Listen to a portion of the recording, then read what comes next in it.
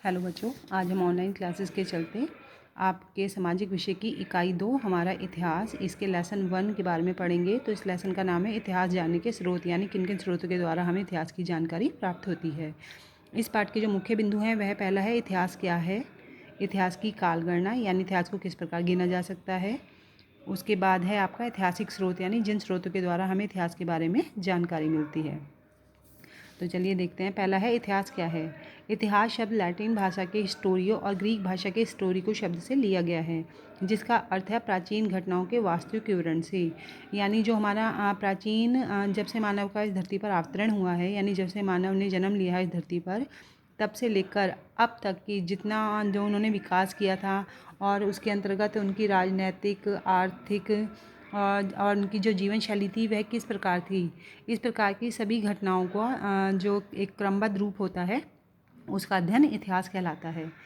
तो यह मानव के भूतकाल से वर्तमान तक के विकास की गाथा होती है और यह लोगों की विचार प्रक्रिया, जीवन शैली, जीवन यापन के लिए किस प्रकार की सामग्री प्राप्त करते थे और उससे संबंधित अध्ययन होता है।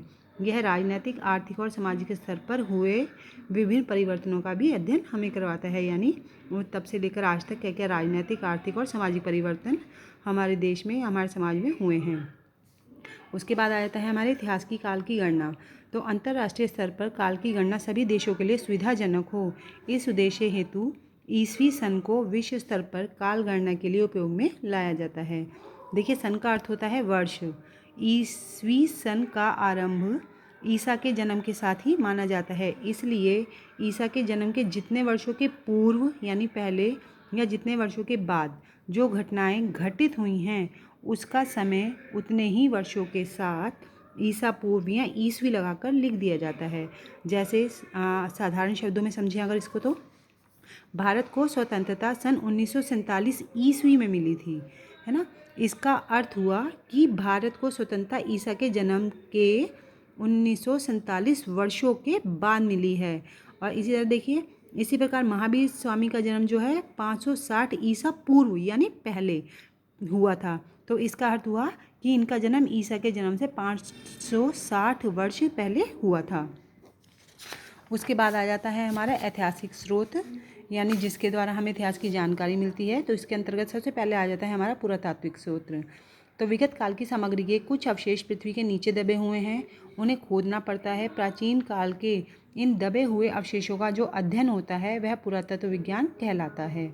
इन सामग्रियों के अवशेषों से क्या क्या चीज़ें मिलती हैं, जैसे घर मिले, घर के अवशेष मिले, बर्तनों के टुकड़े मिले, औजार मिलते, हथियार, प्राचीन काल में जो लोग आभूषण जिस तरह के मतलब जेवरात आदि यूज़ करते थे, और विभिन्न कलाकृतियाँ। तो इन सामग्रियों को क्या कहते हैं, इन सामग्रियों को पुरातत्व विज्ञान के स्रोत कहते हैं। अगला आ जाता है हमारा साहित्यिक स्रोत। तो साहित्यिक स्रोत इतिहास के लिखित दस्तावेज होते हैं।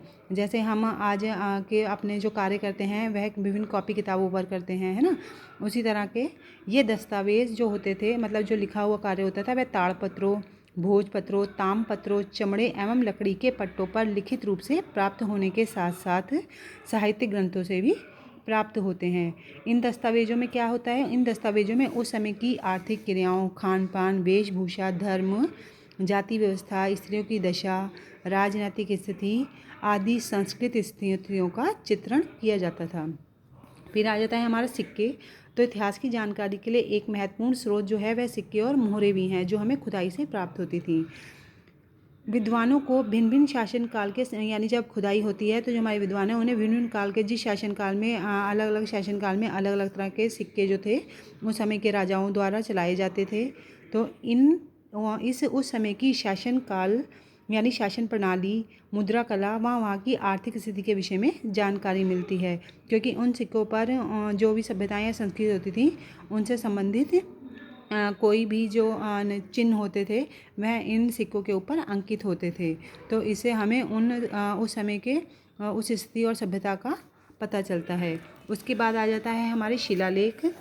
तो शिलालेखों का अध्ययन पुरातत्व शास्त्र कहलाता है। शिलालेख या अभिलेख तांबे की पट्टियाँ, मिट्टी तथा लकड़ी के तख्तों और प्रायः बड़ी चट्टानों, खंभों और मंदिरों के दीवार पर उत्कीर्ण लेख हैं।